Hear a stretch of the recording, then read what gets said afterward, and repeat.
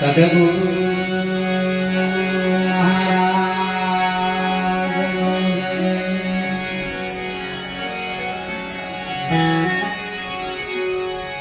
સદગુરુ મેરા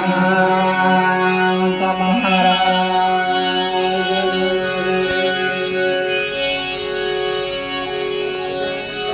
અલખ ધણી રામા પીર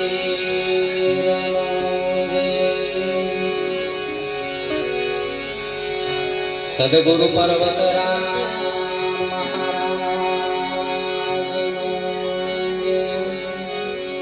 પધારેલા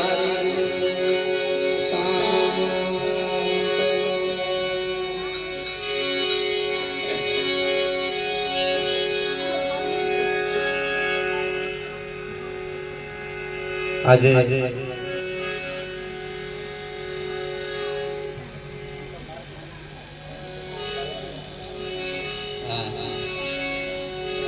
બધાને ખબર છે અમે ક્યાં છે ખરોડ ગામની પાવન ધરા ઉપર પરમ પૂજ્ય એવા પરોતરામ મહારાજના સાનિધ્યમાં ભક્ત એવા ખૂબ પ્રેમાળુ એવા અમારા નારુભાઈના આંગણે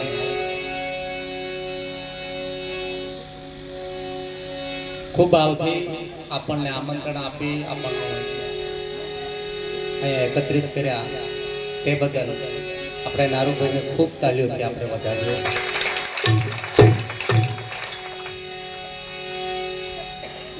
કારણ કે આમાં થોડો કરંટ આવે છે, એમાં કશું અર્થિંગ મૂકો એટલે અહીંયા આવવાનું બંધ થાય ને અમારું સત્સંગ બંધ થઈ જાય એવું છે.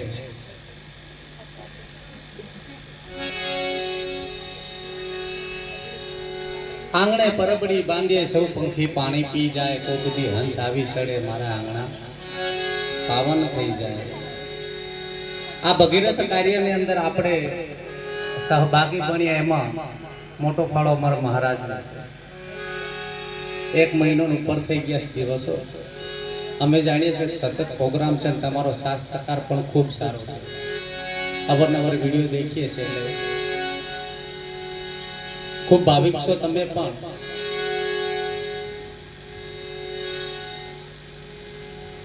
બીજા નંબરમાં મહારાજે કીધું કે 1 કલાકમાં, કલાક તો શું 5 મિનિટે તમને કશું કહેવા જેવું લાગતું. તમે બધા જ્ઞાની છો.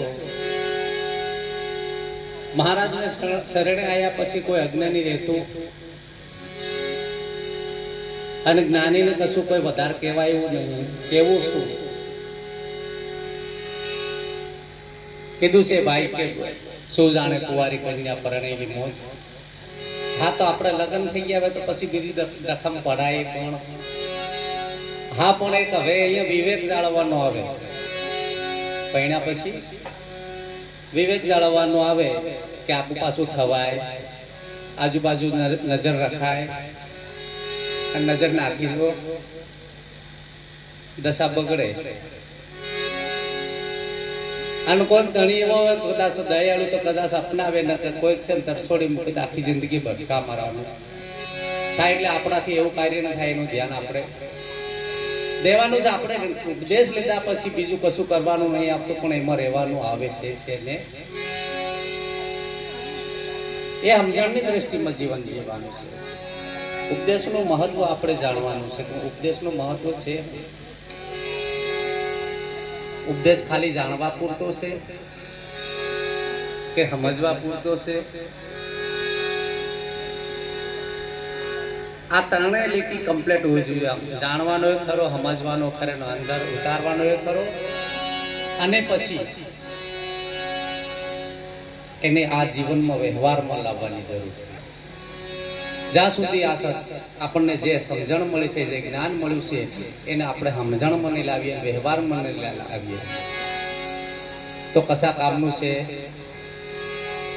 બિયારણ ઘણું બધું હોય પણ આપણે વાવણી નહીં કરીએ એ અમુક ટાઈમે જતા પછી હળી જાય, પૂરું થઈ જાય, નષ્ટ થઈ જાય. એટલે આપણે જે કંઈક અત્યારે કરી રહ્યા છીએ વાવણીની સગવડ છે શું છે?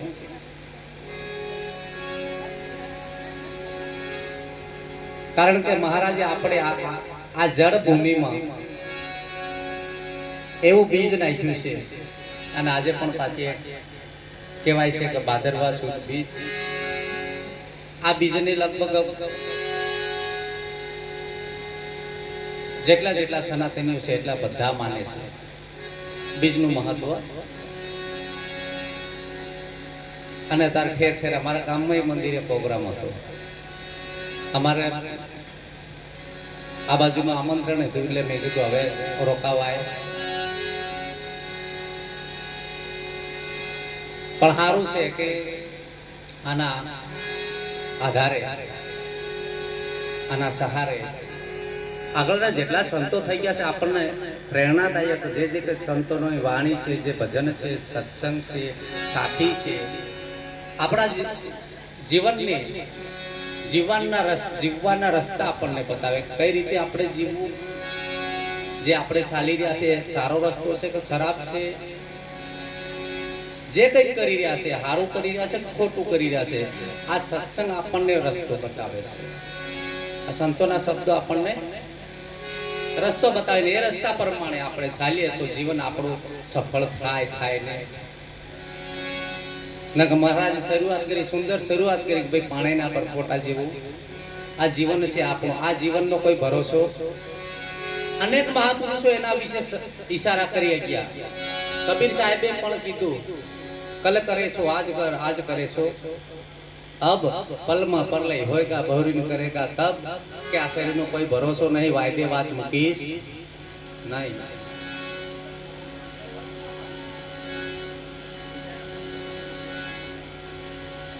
એટલે આ મનખના અવતારનો આપણને મૂળ સમજાઈ જાય.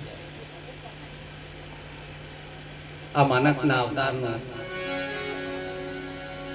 આપણને મહત્વ સમજાઈ જાય. તે બીજું બધું કાર્ય એક બાજુ મૂકી, નવળા ધૂંડા એક બાજુ મૂકીને ખરેખર ભાવે ભજન કરવા જવું છે.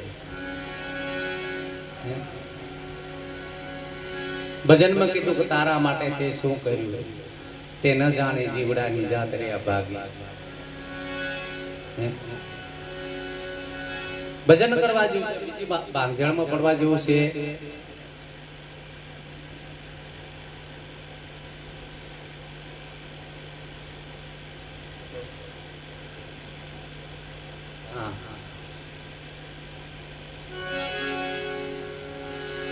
જ્યાં સુધી ભજનનો સહારો મળશે ને ત્યાં સુધી આપણી જીવનની ગાડી કદાપી પંચર થશે.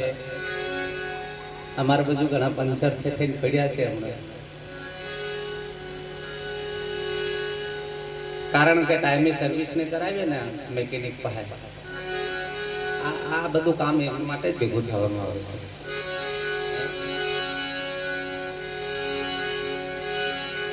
મનુષ્ય જન્મ અતિ દુર્લભ હે, મિલે ન દૂજી બાર.